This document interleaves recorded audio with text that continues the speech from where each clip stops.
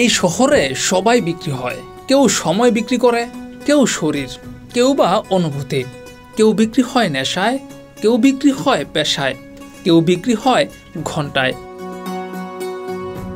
এই বিক্রি হওয়াদের তালিকায় আছে অনেক নারী যারা দেহ ব্যবসা করে। তবে নারীদের পাশাপাশি অনেক পুরুষ আছে যারা এই পেশায় নিয়োজিত।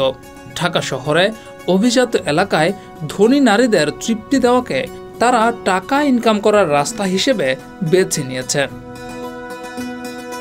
ঢাকা শহরের আড়ালে লুকিয়ে আছে এক নতুন বাস্তবতা, গ্ল্যামার, অর্থ আর নিঃসঙ্গতার মিশেলে তৈরি এক গোপন জগৎ, যেখানে অভিজাত নারীরা ভাড়া করে নিচ্ছেন তরুণ প্রেমিক।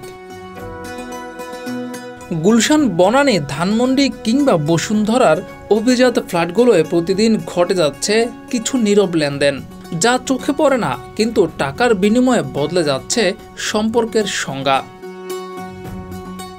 তথ্য অনুযায়ী ৩০ থেকে ৪৫ বছর বয়সী বহু সফল নারী যাদের অর্থ, স্ট্যাটাস এবং স্বাধীনতা রয়েছে, তারা খুঁজছেন এক ধরনের ইমোশনাল এসকেপ। আর সেই ফাঁক পূরণ করছে একদল তরুণ যাদের কাজ শুধু সময় দেওয়া, ভালোবাসার অভিনয় করা। একাকিত্ব এখন নতুন মহামারী। ধনী নারীরা নিজেদের ইমোশন শেয়ার করার মানুষ খুঁজে পাচ্ছেন না। এই সম্পর্কগুলো চলছে গোপনে, তবে সোশ্যাল মিডিয়া এবং ডেটিং অ্যাপের মাধ্যমে ক্রমেই তা ছড়িয়ে পড়ছে শহরের অভিজাত মহলে।